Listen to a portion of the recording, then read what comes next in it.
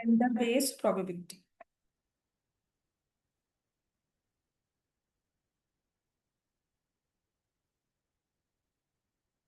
ठीक है, इसके हैं दो तीन क्वेश्चन ही, बट मैंने उसे स्प्लिट किया हुआ है ईयर्स में, क्योंकि ये तो आते हैं, ईयरली वाला जो होता है ना वो आता है, मंथ वाला अभी तक आया नहीं है बोर्ड्स में, पर क्या पता आ जाए। दूसरी चीज है, किसी सैंपल पेपर्स में हो सकता है आया। ठीक है, so we have calendar based probability, हमारा लास्ट स्टेप है। उसके बाद बहुत जनरल प्रोबेबिलिटी वाले क्वेश्चंस होंगे कि ड्रॉ हुआ है, ब्लैक बॉल है, एक बैग में बहुत सारी बॉल्स डाल दी है, प्रोबेबिलिटी ऑफ ड्रॉइंग का रेड बॉल, फिर उसके बाद ब्लैक बॉल, उसके बाद ब्लू बॉल। ठीक है, इकट्ठी दो बॉल्स निकाल रहे हो तो वो, या फिर one after other without replacement निकाला कि there is a bag and I have two red five black. So पहला हमने बॉल निकाला, probability of it being a red, क्या होगा answer? Probability of red ball 2/7। अब मैं कह रही हूँ रेड बॉल निकाल के ना अपने अपने पास रख ली। Now find the probability of drawing a black ball, D part. Red ball निकाल ली, अपने पास रख ली, जो पहली वाली बॉल निकाली वो अपने पास रख ली। Now probability of drawing a black ball क्या होगा? 5/6। समझ में आ गई बात? ये ठीक है, तो ऐसे वाले क्वेश्चंस हैं आपको, और कुछ नहीं। राइट, तो वो in general he question by question he solve होता है। अब आते हैं यहाँ पर कैलेंडर बेस्ड प्रोबेबिलिटी। पहली बात तो बहुत ही लॉजिकली एक्सप्लेनेशन है। देर इज नो वो रूल जो कहता है ना कि the calendar is repeating, like there are 5 Mondays in this week, 5 Tuesdays in this month, and this happens one in 865 days years. I remember that figure of 763 years में एक बार पहले होता, एक बार होता है। ठीक है, ऐसा कुछ नहीं है। कैलेंडर आफ्टर 6-7 ईयर्स रिपीट करता ही है। राइट, आफ्टर एवरी 6-7 ईयर्स वो कैलेंडर जो है सेम टू सेम रिपीट करेगा, because of the format in which it is made, जो हमारा अभी वाला फॉर्मेट है। तो इसमें क्या करना है, हमारे पास होते हैं 365 days in a normal year, और we say a non leap year. ठीक है, and 366 days in a leap year. अच्छा बताओ, लीप ईयर कौन सा होता है जिसमें फेब में कितने डेज होते हैं? 29 days। लीप ईयर हैज, ठीक है, once in every 4 years, 4 years के बाद आता है। और लीप ईयर को आइडेंटिफाई करना हो तो हम क्या करते हैं अभी? Divide the year number by 4। ठीक है, तो लीप ईयर कौन सा होता है? जो भी नंबर ईयर 4 से डिविजिबल होगा, दैट्स अ लीप ईयर। ठीक है, लेकिन अगर आप खुद चेक करोगे, 1900 डिविजिबल बाय 4 है। 1900 ईयर जो अगर 1900 हुआ होगा, is it divisible by 4? Check करना, 1900 लीप ईयर नहीं है। क्यों? जब जब सेंचुरी वाले ईयर्स आते हैं ना, जैसे 1900 होगा, 1800 होगा, 2000 वाज अ लीप ईयर। अगर आपको ध्यान हो, यू वर बॉर्न बिफोर 2000 और नॉट? नो, 2000 के बाद ही सब हो, सबका बर्थ बर्थ ईयर है ना। हाँ, 2000 was a leap year, 1900 was not a leap year, 1800 was not a leap year, and same 1700 was not a leap year, since even though they are divisible by 4. 1600 was a leap year. Why? तो जो century years होते हैं ना, century understand जो hundreds में होंगे, ठीक है, जो सेंचुरी ईयर्स होते हैं उनको हम चेक करते हैं फॉर लीप ईयर 400 से डिवाइड करके। सेंचुरी ईयर्स को डिवाइड बाय 400 चेक करके लीप ईयर डिक्लेयर किया जाता है। इसीलिए 1600 जब हुआ होगा ना, जब ईयरली कैलेंडर 1599 से 1600 पे आया होगा, तब वो लीप ईयर था। लेकिन जब 1799 से 1800 पर गया ना, तो लीप ईयर नहीं था। 1800 was not a leap year, आप कैलेंडर चेक कर सकते हैं। समझ में आ गई बात? सिमिलरली 1900, तब तो कैलेंडर प्रॉपरली फॉलो हो रहा था सब जगह, तो calendar 1900 was not a leap year, February had 28 days, 2000 was a leap year। ठीक है, वो तो मुझे पता है, वीव सीन इट। क्लियर हो गया इतना? अब आते हैं हमारे 365 डेज नॉर्मल ईयर में। राइट, तो 365 डेज मतलब we have 52 weeks. 52 weeks into 7 करोगे, मल्टीप्लाई करो, तो वी विल गेट 364 डेज। और वन एक्स्ट्रा डे लिखते हैं। इस चीज को मैं समझाती हूँ। वन डे एक्स्ट्रा, इसका मतलब क्या है हमारे लिए, इसका सिग्निफिकेंस क्या है? 52 वीक्स तो वी अंडरस्टैंड, और 7 डेज पर वीक, सो इन टोटल बन गए 364 days plus one extra day हमारे लिए आ गया। देखिए चलते हैं, कोई भी देखिए।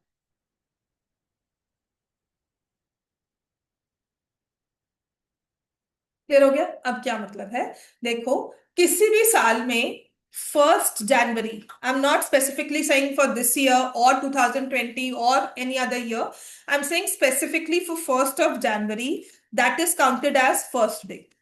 ठीक है, अभी तो काफी वो पोस्ट भी आती हैं आपके, इतने सारे जर्नल्स होते हैं ऑनलाइन वाले, दे से दिस इज डे 105 ऑफ 365। वो मंथ नहीं काउंट कर रहे, है ना? After January 31st, that will be 31st day of the year, है ना? 1 फेब को होता है ना, दे से 32nd day of the year होता है ना। तो अगर हम ऐसे ही काउंट करते रहेंगे ना, तो हमारे पास 30th December will come as 364th day. समझ में आ गई बात सबको ये? ठीक है ना? तो जो 31st December हुआ, दैट इज 365 डे। बात समझ में आ गई? तो हम ऐसे काउंट कर रहे हैं, तो हमारे डेज में ये एक्स्ट्रा डे का मतलब क्या है वो मैं बताती हूँ। कि मैंने ऐसे डेज को काउंट किया है कि I said, I mention 1 January as day 1, 31st January as day 31, 1 Feb as day 32, and so on करते करते 31st December एज डे 365। अब हुआ क्या, 7 डेज का साइकिल है फॉर अ वीक, है ना? अगर मैं कहती हूँ फर्स्ट को मंडे है, 1st of January was Monday, तो नेक्स्ट मंडे कब होगा? 8th of January प्लस 7 किया, ठीक होगी बात है? तो फर्स्ट से लेकर 7 तक सभी डेज आ गए। अगर मैं 52 वीक्स कह रही हूँ, डे किसी से भी स्टार्ट कर लो, अगर मैं 1 जनवरी को ट्यूसडे बोलती हूँ, तो आपका नेक्स्ट ट्यूसडे 8th को ही आएगा। मैं वेंसडे बोलती हूँ, तो मंडे ट्यूसडे वेंसडे में हम इंडिफरेंट है, नंबर्स ने आइडेंटिफाई नहीं किया कि वो मेरे ट्यूसडे था तो अब मैं नहीं वेंसडे बोलूंगा, है ना? नंबर्स प्लस माइनस में कुछ नहीं, वो डिस्क्रिमिनेशन कर रहे हैं, वो कह रहे हैं अगर ट्यूसडे था तो नेक्स्ट ट्यूसडे होगा, वेंसडे था तो वेंसडे होगा। So we are in different form, Monday Tuesday Wednesday, calculations में सबने सेम आंसर देना है। ठीक है? तो अगर 1st of Jan को मैंने एक डे फिक्स कर लिया, लेट मी से या मंडे, तो मतलब 8th of Jan को मंडे होगा। फर्स्ट से लेकर 7 तक मेरा वीकली साइकिल कंप्लीट हुआ। फिर 8 से लेकर 14 तक वीकली साइकिल कंप्लीट हुआ। फिर 15 से लेकर बोलो, 15 + 7, सॉरी 14 + 7 कितना हुआ? 15th को अगर मंडे है, तो 15 + 7 इज 22, 21 तक साइकिल कंप्लीट हो गया। तो जब मैंने 52 वीक्स कहे, इसका मतलब 1st Jan से लेकर 30th December तक हमारा वीकली साइकिल कंप्लीट हो गया। हर एक डे जो है वो 52 टाइम्स आ गया। समझ में आ गई बात है? ठीक है, 1st Jan से लेकर 30th December तक वो वीक का पूरा 7 दिनों वाला चक्कर पूरा हो गया। वो वन एक्स्ट्रा डे का मतलब क्या है, कि ये उस 7 डेज के चक्कर में नहीं आया। बात समझ में आ गई? कैलेंडर चेक करना, आपका अगर 1st January was a Monday, तो आपका 30th December, अगर हम चल रहे हैं नॉन लीप ईयर में, would be a Sunday. 31st फिर से क्या आएगा? मंडे। समझ में आ गई बात ये? क्योंकि उसने साइकिल नंबर वाइज कंप्लीट करना ही है। क्लियर होगी बात ये? 1st to 7, 8th to 15, 8 to 14, 15 to 21, 22 to, बोलो, 28, राइट? 22 to 28, तभी 7 डेज पूरे होंगे। 23, 24, 25, 26, 27, 28, 29 तक होगा, 22 to 29, एंड देन अगेन हमारे पास नेक्स्ट डे मंडे आ जाएगा। क्लियर होगी बात ये? तो इस तरह से काउंट करते करते हमने कहा, जो हमारा 31st December है, that would be an extra day. यहां तक सभी 52 डेज आ चुके हैं। यहां तक सभी 52 डेज आ चुके हैं। इतना क्लियर है ना? सबको? कोई कंफ्यूजन? किसी को यहां तक कोई कंफ्यूजन? ठीक है, अब क्वेश्चन क्या आता है, लिखो। जो ये हम सारी बात समझ रहे थे ना, अब नॉन लीप ईयर में भी आएंगे, लीप ईयर में भी आएंगे। इसमें हम लिखेंगे what is the probability of 53 Mondays, probability of 53 Mondays.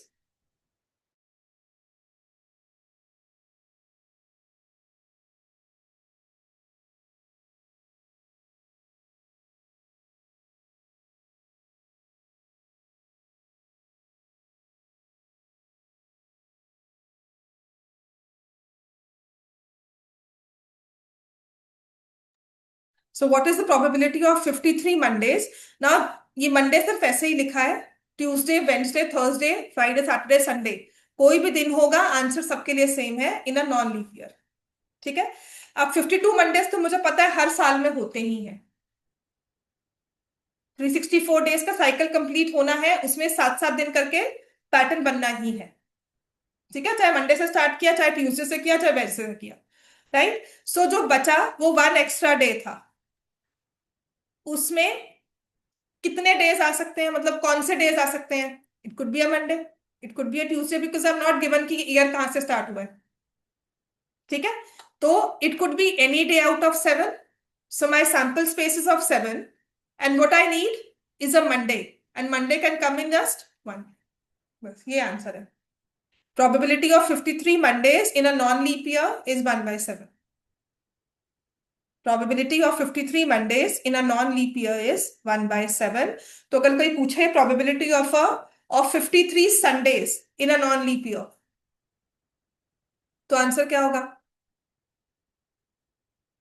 53 Sundays,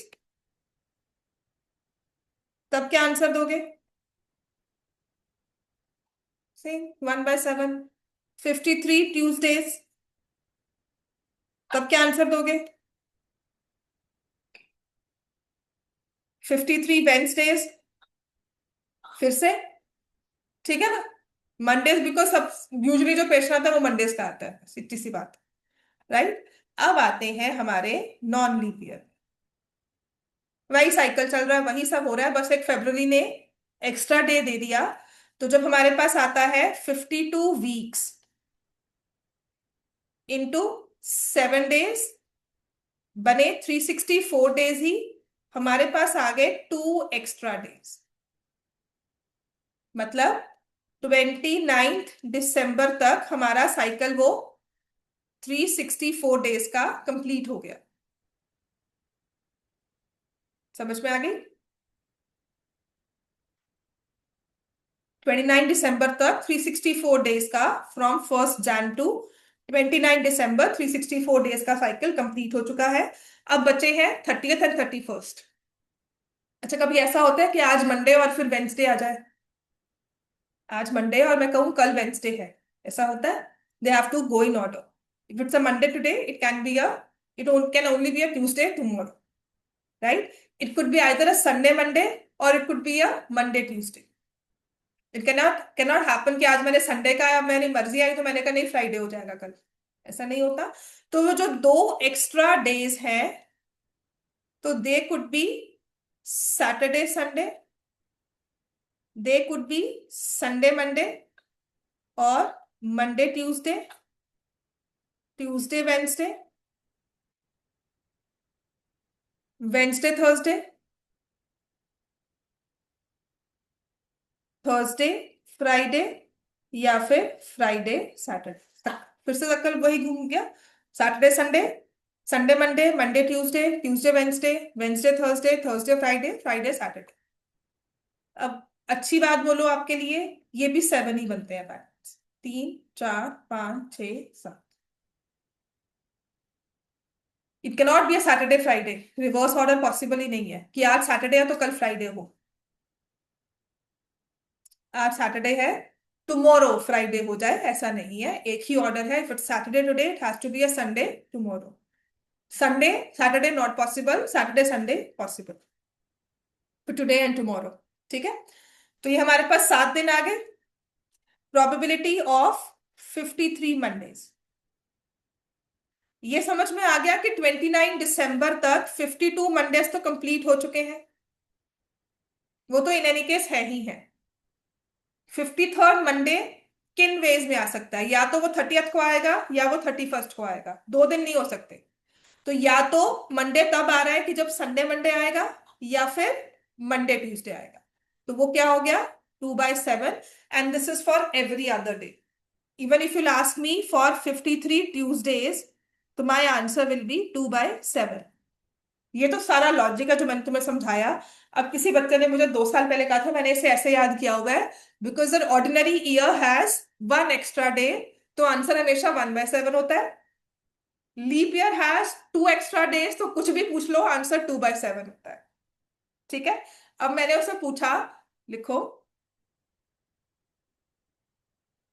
इतना क्लियर हो गया सबको, है ना? ये सारी चीज क्लियर है। अब क्वेश्चंस में ना, मैंने कहा यही क्वेश्चन की ट्विस्टिंग है, क्योंकि सीबीएसई तो बहुत डायरेक्ट चलता है, अभी तक ट्विस्टेड वाले क्वेश्चन इतने नहीं आए, बट कभी कोई आ गया तो। Probability of 53 Mondays and 53 Tuesdays in a leap year.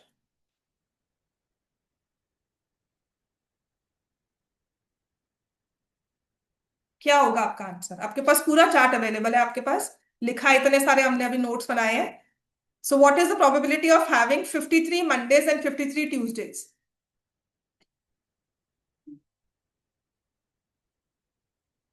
Monday भी चाहिए, मंडे के साथ ट्यूसडे चाहिए। क्यों? मंडे के बाद मंडे नहीं आएगा, मंडे के बाद ट्यूसडे आएगा, है ना? और ट्यूसडे भी चाहिए और मंडे भी चाहिए, तो सिर्फ एक ही पॉसिबिलिटी है, Monday and Tuesday. Answer is 1/7। So I am not asking for just 53 Mondays, I am asking for 53 Tuesdays as well. तो आंसर विल बी 1/7। ये रट्टा बहुत अच्छा था, मैंने बहुत अच्छी बात है तेरी, बस इस चीज का ध्यान रखना, कभी ये आ गया ना तो मैं कहेगा मैम आपने तो उस टाइम कहा था, बिल्कुल ठीक लॉजिक है। रट्टा मारो पर उसको सोचो। ठीक है। So if asking for 53 Mondays and 53 Tuesdays, so answer will be 1/7, because I need both. तो मेरे पास एक ही क्वेश्चन है, एक ही ऑप्शन है कि मंडे और ट्यूसडे होना चाहिए। Out of 7, 1/7। क्लियर हो गया इतना? If I say probability of 53 Mondays and 53 Wednesdays in a leap year, क्या होगा आंसर? मंडे भी चाहिए और वेंसडे भी चाहिए, हो सकता है? क्या लिखोगे? 0। ठीक है। अब ऐसा भी आ सकता है, अब मैंने तो लिख दिया ना, there could be 53 Mondays and 52 Tuesdays. ध्यान रखना, अगर थोड़ी सी भी ट्विस्टिंग की तो आंसर क्या होगा? आंसर इसका,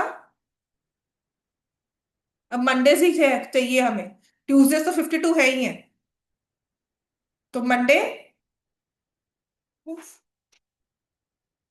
आई am asking just for Mondays, इसका मतलब बाकी सारे दिन तो 2 बार ही हो ही रहे हैं, 52 टाइम्स हो ही रहे हैं। क्लियर होगी बात है सबको? ठीक है इतना, राइट? और अगर नॉर्मल ईयर होगा, probability of 53 Mondays and 53 Tuesdays in a normal year, क्या लिखोगे? उसमें तो एक एक्स्ट्रा डे था, तो 53 मंडेज हो सकते हैं, लेकिन ट्यूसडेज भी साथ में हो ऐसा नहीं होगा, तो यहाँ पे क्या लिखोगे? बात समझ में आ गई? कैलेंडर बेस्ड प्रोबेबिलिटी ईयरली वाली आपकी यही आती है, आज तक ये आई है। बस इसको मंथली में थोड़ा ब्रेक कर लेते हैं, right? So for all the months having 31 days, for all the months having 30 days, and in case of February, which has 28 days in a normal year, 29 days in a leap year. अब जो चीज आपने monthly देखी थी ना, yearly देखी थी, वो हम मंथ वाइज देखेंगे। 31 डेज मतलब जनवरी बोल दिया, आपको मार्च बोल दिया, और इट कुड बी, मार्च के बाद कौन सा आता है? May, or could be July, August, October, then दिसंबर।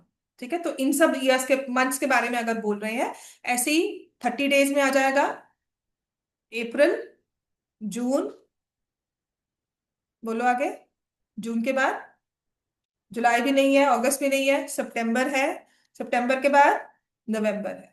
तो ये सारे मंथ सब आते हैं, फेब तो ऑलरेडी एक दिन है। हम 31 डेज में क्या हुआ, देखो साइकिल तो वैसे ही चल रहा है 7 डेज अभी।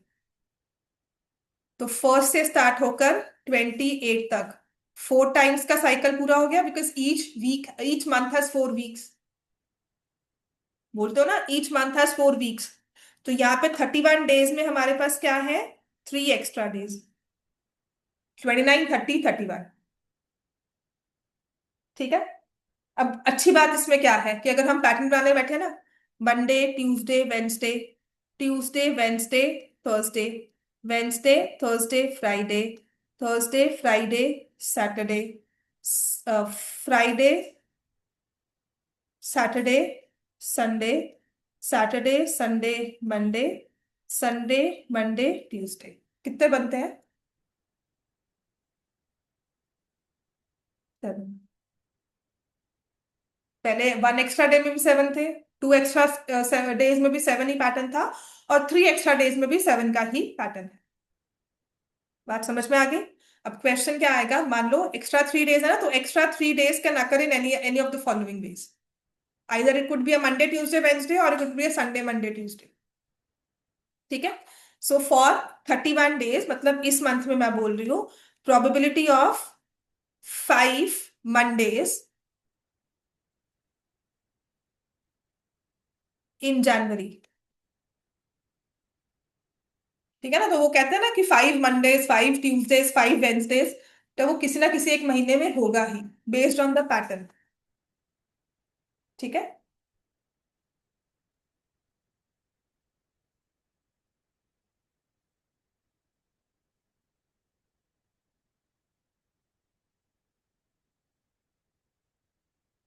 हाँ जी, 5 मंडेज इन जनवरी। मंडेज कितने वे में आ रहा है, एक यहाँ पर, एक यहाँ पर, और एक यहाँ पर। 3 एक्स्ट्रा डेज थे, 3/7। If I say probability of 5 Mondays and 5 Tuesdays in January, क्या होगा आंसर? अब मंडे के साथ ट्यूसडे भी चाहिए, तो मंडे, ट्यूसडे एक बार यहां पर आया, एक बार यहां आया, 2/7। If I right 5 Mondays, 5 Tuesdays and 5 Wednesdays, so answer क्या होगा? अब मुझे मंडे, ट्यूसडे, वेंसडे का पैटर्न चाहिए, क्या होगा? 1/7। बात समझ में आ गई? कैलेंडर वाली प्रोबेबिलिटी इजी है, but you just need to understand कि कैलेंडर जो चला है ना, वो एक कैलकुलेशन के बेसिस पर ही चल रहा है। And if I ask for 5 Mondays, 5 Tuesdays, and 5 Thursdays, will it happen?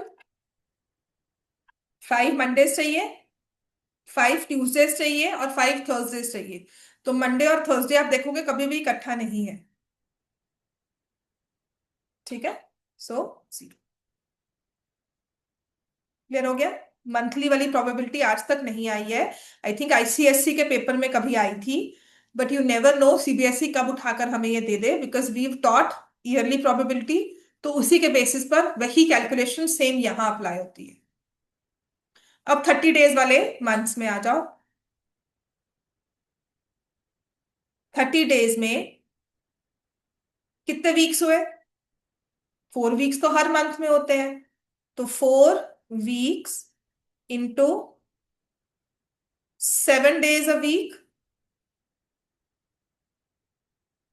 We will get 28 days. Extra day कितने बचे, बताओ? जो वीकली पैटर्न में नहीं आ रहे, जो एक सर्कल में नहीं आ रहे, वो अलग से हैं, उनको अपने साथी नहीं मिले। ठीक है। तो उनके लिए क्या होगा, मंडे, ट्यूसडे, वही Tuesday, Wednesday, Wednesday, Thursday, Thursday, Friday, Friday, Saturday, Saturday, Sunday, and Sunday, Monday.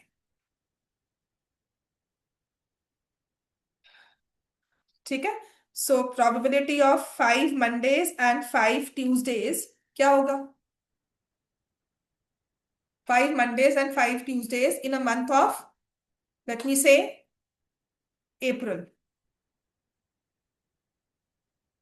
1/7. ठीक है। और यहीं से होता है कि आफ्टर 7 years, बिकॉज 7 आ रहा है ना, कि 1 in 7, तो आफ्टर 7 years जो होता है, जो कैलेंडर है ईयरली भी वो रिपीट करता है। ठीक है। I used to as a child, I used to always think about my birthday, कि मेरा बर्थडे अगर आज मंडे को है तो next year it would be on Tuesday. तो next year I would make account कि आज मंडे है तो next year I'll be a Tuesday next year, because वो संडे को बर्थडे नहीं होना चाहिए, है ना। और या फिर सैटरडे को नहीं होना चाहिए, सैटरडे को तो और भी अच्छी बात होती है, तो आई यूज टू मेक अकाउंट।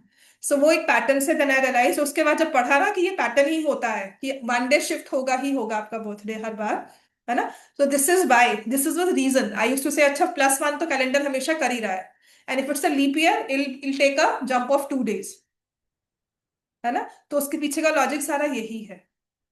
बात समझ में आई? मतलब आई, नॉट आई, but I think many of my, वो हमारे जो सेम वाले बच्चे थे, जो हमारे पियर्स थे, वो काउंटर पार्ट से, वो सब यही करते थे कि अच्छा आज अगर इस साल मंडे मंडे को है ना तो नेक्स्ट ईयर ट्यूसडे को होगा। तो this is a magic I learn, right. So this is what happens, probability of 5 Mondays in a month of April। 5 Mondays के लिए क्या प्रोबेबिलिटी होगी? 2/7। क्लियर हो गया? And if I ask for 5 Mondays and 5 Wednesdays, तो answer will B, CBSE में आज तक के नहीं देखा है, लेकिन जब आपको आगे कराऊंगी वो भी करवा दूंगी। और आईसीएससी के बोर्ड में एक बार आई थिंक, या तो सैंपल पेपर में या फिर एक उनके मेन पेपर में ये क्वेश्चन देखा था, तब से मैं करवा ही रही हूँ, बिकॉज यू नेवर नो। उसके बाद है 28 days, फेब में आ जाओ। 28 days में तो 4 days अ वीक ही सब होगा। 4 days पर, 4 weeks 7 days, 28 days हो गए, तो we have 4 Mondays, 4 Wednesdays, 4 Tuesdays, so there is not a chance of fifth Wednesday in the month of Feb in case of a normal year. That will be 0. Probability of 5 Mondays in Feb in normal year, कुछ भी कर लो नहीं होगा, 0 ही। ठीक होगी बात ये, है ना। And if I ask for probability of 5 Mondays in Feb in leap year, क्या होगा आंसर आपका? अब 28 days करने के बाद एक डे ही फालतू बचा, उसमें मुझे मंडे चाहिए, तो क्या होगा आंसर? 1/7। अब वो मंडे बोले ट्यूसडे बोले, and I cannot have a Monday and Tuesday, that will be 0। 5 Mondays and 5 Tuesdays in Feb, है ना, तो दैट वुड बी 0। तो जो सारे व्हाट्सएप फॉरवर्ड्स आते हैं ना कि दिस हैपेंस, अब तो नहीं आते, पहले बहुत आया करते थे, this happens, we should get emails also, this happens 1 in, I remember that 865, पता नहीं क्यों मुझे याद था, because by that time I had started calculating कि ये तो होता ही है। ठीक है। So that was a eye opener, पहले मैं भी करती थी, अच्छा कि तो बहुत ही मैजिकल सा हो रहा है कुछ, this is happening once in 865 years, is a very rare year which we live in, every year is a rare year which we live in. ठीक होगी बात ये सारी कैलकुलेशंस हैं, इनके साथ इनको समझो, और जो भी इसका क्वेश्चन होगा इसको बस याद करने, रट्टा जैसे मर्जी मार लेना, बट मेक श्योर आपका जो क्वेश्चन है वो सारा सही हो, सारी कंडीशंस मीट करती हो। अब खोलो अपनी बुक, इस चैप्टर को खत्म करें, बिकॉज इसके बाद इसमें और कुछ नहीं है डिफिकल्ट वाला, जो भी होगा वो यहीं पर हो जाएगा।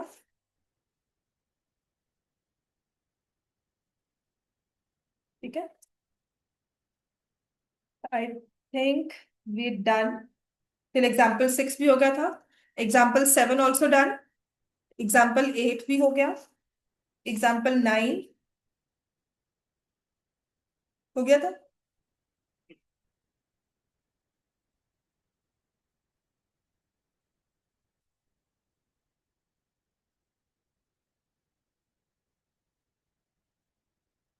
पेज नंबर 210, एग्जाम्पल 9 डन हो गया था, कि छोड़वाया छोड़वाया था कि 2 कॉइन्स करेंगे और उसके बाद करेंगे। चलो कर लो, इतना सोच रहे हो ना, एग्जाम्पल 9 कर लो, एग्जाम्पल 8 तक तो मैंने करवा ही दिया होगा। Harpreet tosses two different coins simultaneously. What is the probability that she gets, this is example number 9, at least one head?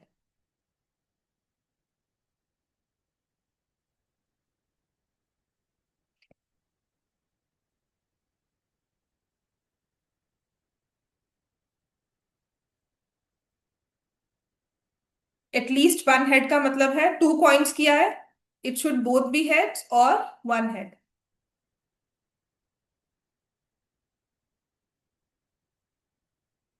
ठीक है ना। तो यहां पर आपने टेल हेड अलग कर दिया, लेकिन कैलेंडर में मंडे ट्यूसडे को ट्यूसडे वेंसडे नहीं कर पाए। समझ में आए बात। अब एक और क्वेश्चन करवाऊंगी जहां पर ना ये थ्योरी भी थोड़ा सा differentiate, because that is all cases wise. ठीक है ना। अब वही होता है ना कि जब आपको रिडल्स दी जाती है तो ट्विस्टिंग की होती है उनमें चीजों की, या आपको कंफ्यूज करना होता है कुछ रियल लाइफ सिचुएशन में, आपको कहाँ होता है कि बेटिंग कैसे, बट ट्विस्टिंग ऑफ वर्ड्स कि मैंने तो ये बोला था तब मिलना था। ठीक है, वो चीज है। तो probability of at least one head is 3/4। Clear हो गया इतना। ऐसे ही है एग्जाम्पल 10, मुझे याद है मैंने करवा दिया था। एग्जाम्पल 11 ना जो आपको दिया हुआ है इसमें स्टार चाहे लगाया हुआ है। ठीक है, कि this type of questions are not from examination point of view, but sample paper में ऐसे क्वेश्चंस आए हुए हैं जिसमें क्या कहा गया है कि there is a rectangle given और a square given to you. ठीक है, सुन लो, ये हमारा सैंपल पेपर का क्वेश्चन है। देयर इज अ रेक्टेंगल और अ स्क्वायर, इसकी डायमेंशंस मान लो तुम्हें गिवन है। ये मैं स्क्वायर ले रही हूं यहां पर, इसको यूनिट ले लिया 1/1 का ले, या इसको मैं 4/4 का ले रही हूँ, ये और ये स्क्वायर लिया 4/4 का। ठीक है, दिस इज अ रेक्टेंगल। इसमें मैंने एक सर्कल ड्रॉ किया जिसकी रेडियस मैंने आपको दे दी 1 यूनिट। ये भी यूनिट्स में है, ये भी यूनिट्स में है, सेम यूनिट्स है। यहाँ पर भी यूनिट्स है और यहाँ पर भी यूनिट्स है, और ये भी मैंने आपको दे दिया एज 1 यूनिट। अब आपकी गेम कहती है कि आपको ये एक्चुअल एक बोर्ड मिला हुआ है, that you throw a coin और अ डाइस, कुछ भी आप रैंडमली थ्रो करते हो, probability that marble that you throw lands in the circular area. Dart और एरो नहीं होता, डार्ट्स को जब थ्रो करते हो डार्ट बोर्ड पर, तो कितनी प्रोबेबिलिटी है कि वो बुल्स आई हिट करेगा या उसके आसपास सर्कल पे आएगा, तो वो एरियाज के साथ ही निकलता है। तो यहाँ पर जो प्रोबेबिलिटी है that is based on area, that my marble can land any at any place inside this rectangle. So कितने एरिया पे आ सकता है ये? 6 × 4 24 स्क्वायर यूनिट्स में कहीं भी लैंड कर सकता है। लेकिन मेरे लिए विनिंग पोजीशन क्या होगी, या मेरा फेवरेबल वाला क्या है, when it lands in the circle. और सर्कल का एरिया क्या होता है? πr²। रेडियस गिवन है आपको, अगर डायमीटर भी दी होगी तो रेडियस तो निकाल सकते हो, है ना। तो क्या लिखूंगी, π1 का square, answer will be π/20। This is the problem. ठीक है, ये क्वेश्चन एमसीक्यू में ना आपको एक दो बारी सैंपल पेपर्स में आया हुआ है। So that's why I will not से एग्जांपल नंबर 11 आपके सिलेबस के पॉइंट ऑफ व्यू से नहीं है। बिल्कुल पेपर में आ सकते हो, और कोई बहुत मुश्किल भी नहीं है, यू विल रियलाइज इट। और इस पे केस स्टडीज भी बनी हुई है। ठीक है, अब यहां पर आ जाओ, ये एरिया है 16, यहां पर सर्कल एरिया में ऐड करें तो वो π/16 हो गया। ठीक है, अब ये सर्कल के अंदर सर्कल दो की नहीं, एक तो रेड सर्कल है उसके बीच में ब्लैक सर्कल है, आपका जो मार्बल है वो ब्लैक सर्कल पे आना चाहिए। ठीक है ना, that also you can find out. अब दूसरी चीज, मान लो मैंने लिखा कि मार्बल डज नॉट, या marble lands outside the circle. अब इस स्टेज पर मैंने अगर आपको चैप्टर नंबर 10 नहीं करवाया हुआ, तब भी आप ये चीज कर सकते हो। Outside the circle marble land करे मतलब सर्कल के अलावा कहीं भी, तो क्या होगा आंसर?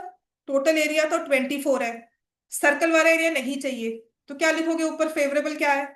ये सारा, ये सारा कैसे निकलेगा? 24, समझो, 24 - 5। बात समझ में आ गई? क्वेश्चन एक्चुअली यही था, ये 2/2 का दिया हुआ है, it lands outside the circle, यहां पर क्या करोगे? 16 - π/16। ठीक हो गया। lands at any other area within that board besides the circle except the circle, ऐसा कुछ लिखा हुआ था, तो वो भी चीज आप निकाल सकते हो, बात तो सेम ही है। समझ में आ गया? ये वाला क्वेश्चन था आपका सैंपल पेपर में। वो मे बी 2 by 2 करके दिया होगा, कुछ ऐसा। ठीक होगी बात ये। तो आ जाओ एग्जाम्पल 11 में। A missing helicopter is reported to have crashed somewhere in the rectangular region as shown in the figure. What is the probability that it crashed inside the lake? वो लेक दिखाई हुई है यहाँ पर, साइड पे लिखी हुई है ना लेक, वो छोटा सा ब्लॉक बना हुआ है। ठीक है। तो जो केस स्टडी बनी हुई थी ना, उसमें लेक दे दी, यहाँ पर एक डेंस फॉरेस्ट दे दिया सर्कल में, कि वो वहां पर लैंड किया डेंस फॉरेस्ट में है या यहाँ पर है। तो वो सब चीजें बनाकर आपको प्रोबेबिलिटीज निकाल कर दे दी। ठीक है। तो आपके पास आ गया probability that it crashed in the lake.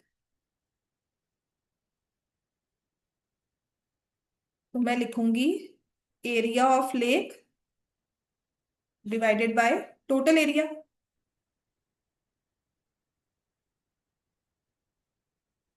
ठीक है। तो लेक का एरिया देखो कितना हो जाएगा, एक लेंथ हो गई 3 किलोमीटर्स, और विड्थ कितनी हो गई?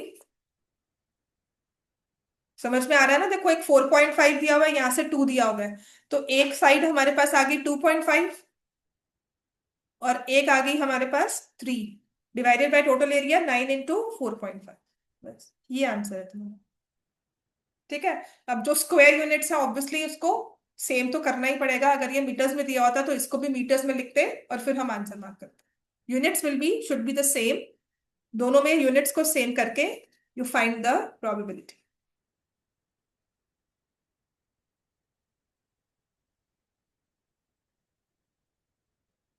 ठीक है। अगर लिखा है probability has not crashed in the lake,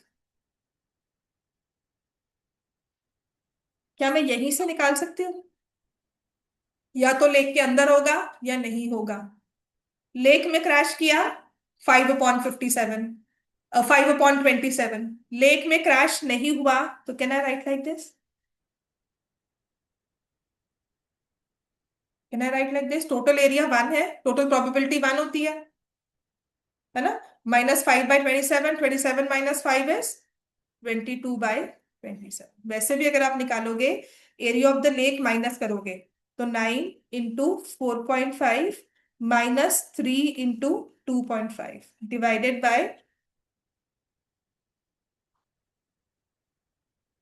ये होता है 40.5 माइनस,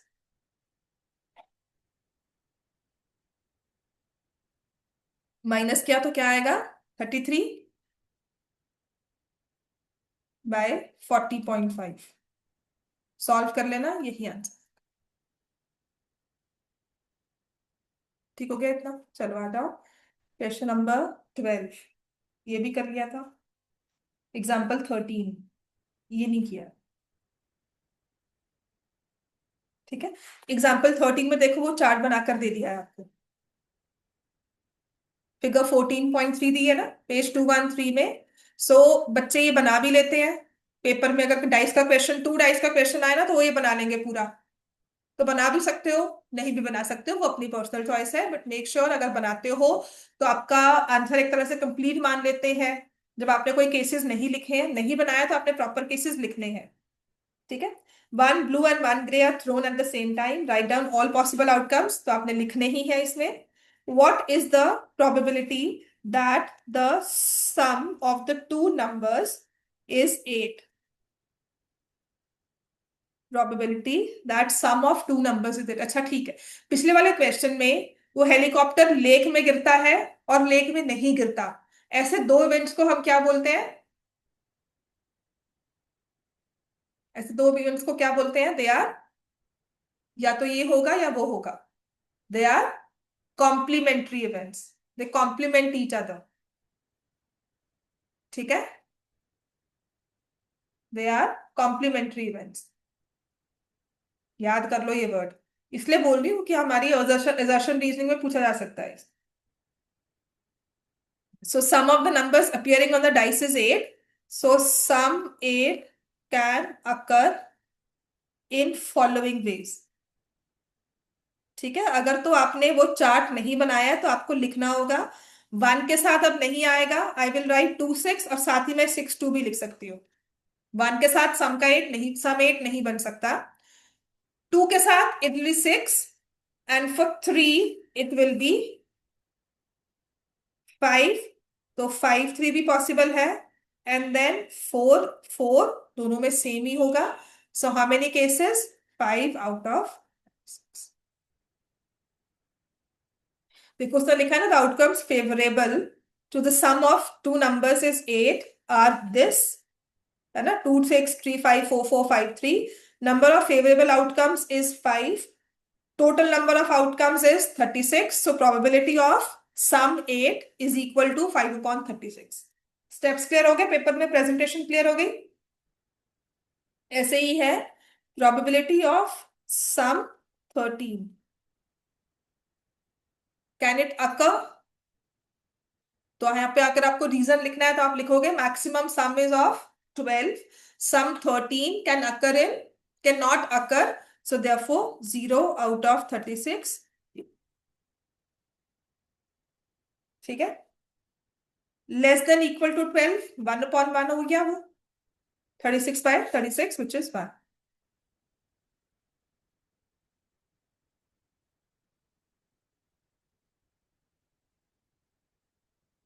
अब यहां तक ना मैंने आपको ना 12 तक तो करवा ही दिया था, 13th भी करवा दिया होगा, 14th नहीं करवाया होगा। वन कार्ड एक्सरसाइज 14.1 चेक कर लेना, अगर नहीं कर पाया तो कल कर लेंगे। 13th I think one day है ना, तो इसलिए करवा दिया होगा।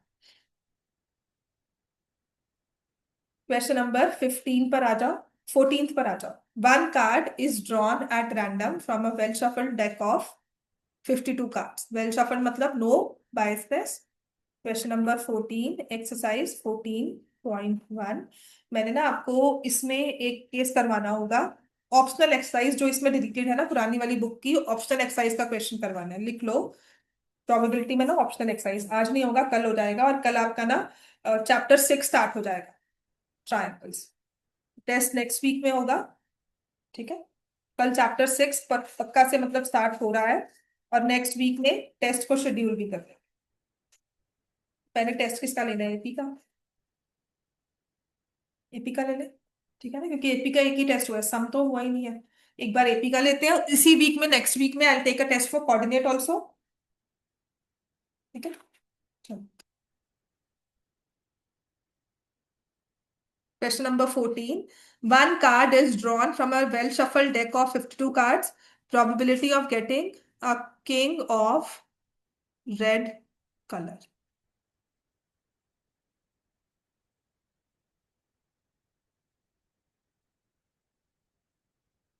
How many kings of red color are there?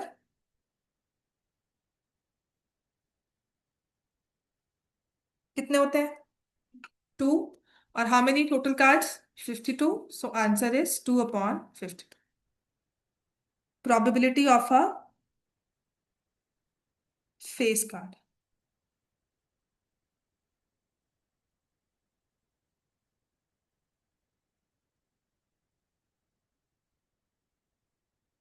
Probability of a face card, कितने face cards होते हैं? 12 होते हैं ना, 12/52, ये तो कल किया ही है। Third, probability of a red face card कितना होगा? 6/52।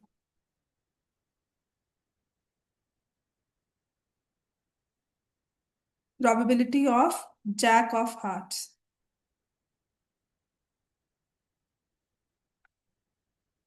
कितने होते हैं? जैक ऑफ हार्ट्स, हार्ट्स क्या होता है? सूट। जैक इज जे, कितने होते हैं? 1/, ये सेम टू सेम क्वेश्चन कुछ ऐसा ही लगा लो, पेपर में भी आया हो। अ स्पेड, तो ये वही कर पाएगा जिसको सारे नाम याद है। स्पेड कौन सा होता है? ब्लैक कलर का सूट है ना? तो कितने कार्ड्स होते हैं उसके? 13/50। Queen of diamonds.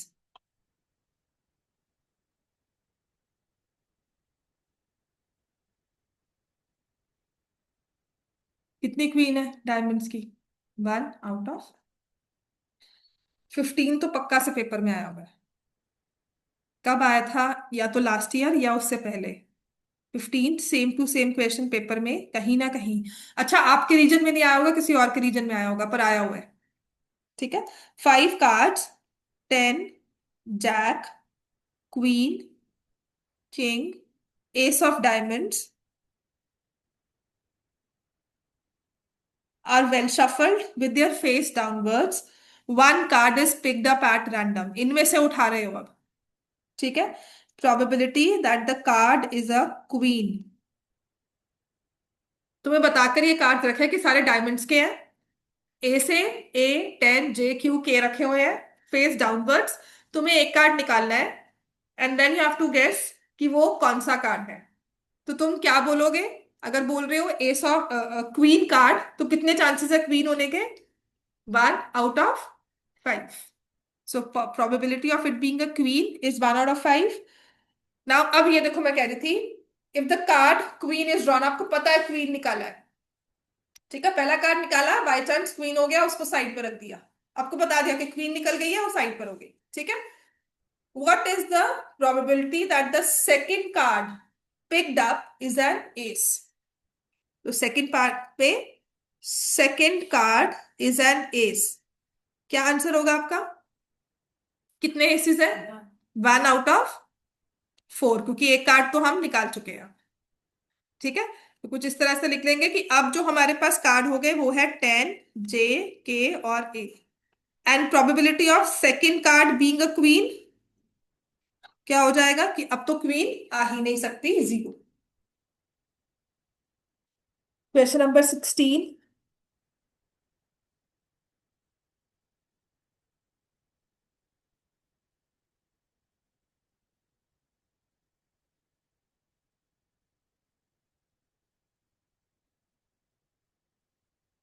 करो सॉल्व 16, फिर मैं आपको ना पेपर वाला क्वेश्चन भी देती हूँ।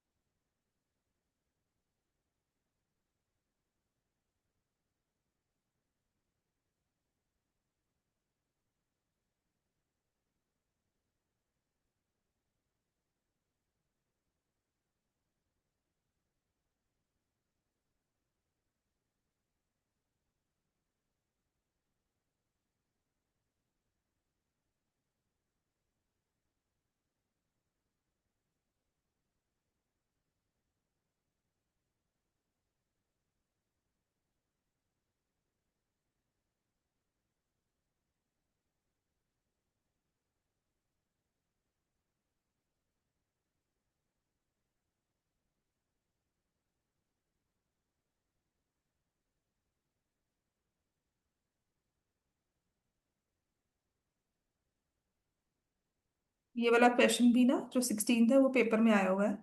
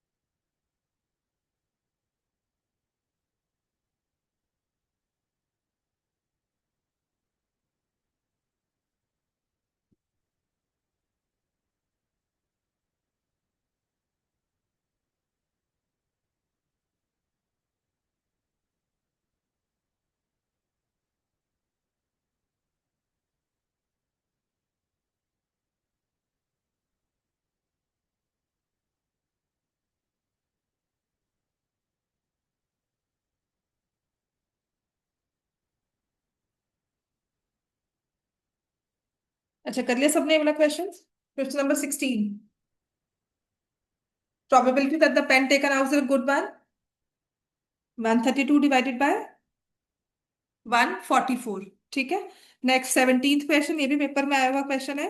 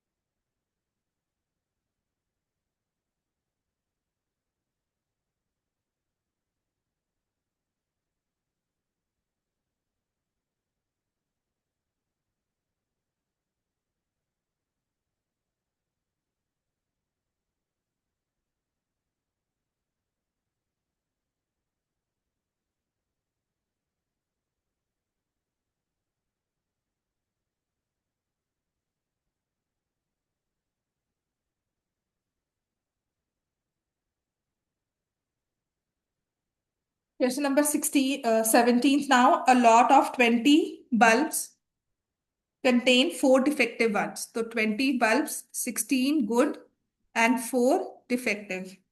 One bulb is drawn at random from the lot. Probability that the bulb is defective. तो क्या आंसर होगा आपका? 4 out of 20. Now suppose the bulb drawn is not effective and is not replaced. Defective नहीं है, अच्छा है, not replaced. Now one bulb is drawn at random from the rest. Probability that the bulb is not defective. क्या answer होगा? पहले वाला कौन सा निकाल दिया? जो डिफेक्टिव नहीं था। अब कितने नॉन डिफेक्टिव है? 15। और कितने डिफेक्टिव है? 4। अब प्रोबेबिलिटी क्या है ऑफ अ नॉन डिफेक्टिव? 15/90। ठीक है। जो मैं क्वेश्चन कह रही हूं ना, जो इस बार पेपर में आया जिसमें कंफ्यूजन रही है, वो लिख लो। It's from assertion reasoning. This is for CBSE 25। और ये था 30/1/2। मतलब आपका 31 था, तीनों में ही था। एजर्शन रीजनिंग 1 2 3 तीनों में होगा। ठीक है, सेट 1 2 3 तीनों में होगा। सीरीज जो थी वो 30/1 थी। एजर्शन लिखा है the probability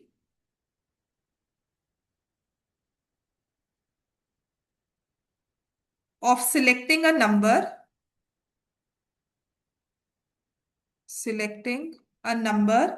at random from numbers 1 to 20 is 1।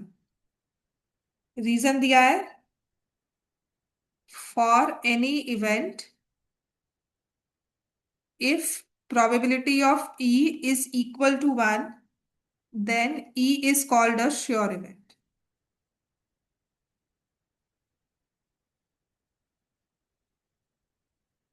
ठीक है। अब इसका आंसर सोच कर आना अच्छे से, क्या इसका आंसर होगा, क्योंकि इसी क्वेश्चन ने ना बहुत ही कंफ्यूजन की हुई थी। और CBSE ने अपनी मार्कशीट भी, मार्क स्कीम भी निकाली है फॉर एवरी सेट इस साल से। प्रॉपर उन्होंने मार्क स्कीम्स दी हैं, because then only you can contest the question ना। तो सारा वो करने के लिए उन्होंने पूरी अपनी मार्क स्कीम दी थी। और इसमें इसका आंसर जो दिया था ना, अब वो उस पर डिबेटेबल है। देखो, इसका आंसर ए भी हो सकता है, बी भी हो सकता है, डी भी हो सकता है। ठीक है। हाँ, सी तो, क्योंकि रीजनिंग तो ठीक ही है, बिल्कुल रीजनिंग तो it's fine, right. Probability of selecting a number at random लिखा है ना, from numbers 1 to 20 is 1। Because if I select one number, it can be any number from 1 to 20। So 20/20 I have to select a number. तो वो उसने 1 ले लिया। इसका answer mark scheme में ए मार्क किया है, लिखा हुआ है both assertion and reasoning are true and reasoning is the correct explanation of assertion A. ठीक है। जबकि अगर हम कहें selecting a number at random is 1/20, अब वो कहता है, कोई कह रहा है selecting any number at random का है, तो I am not very sure, but हाँ, इसने सीबीएसई स्कीम ने इसको ए मार्क किया, तो मैं ए ही से लगा कर रखूंगी। अब किसी ने चेक किया, वो उसकी पर्सनल प्रेफरेंस अगर किसी टीचर की होगी कि नहीं मुझे डी मार्क करना है इसमें, या I have to give B, ठीक है ना, तो वो चीज है, इसने ए मार्क की। तो